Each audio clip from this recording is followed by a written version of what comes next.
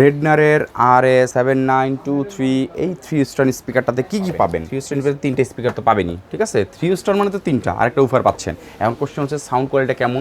Sound quality 134 ওয়াটের মধ্যে স্পিকারটাতে প্রতিটা স্পিকারে পাবেন 8 ওয়াট করে সাউন্ড আউটপুট এবং উফারটাতে পাবেন 80 ওয়াট।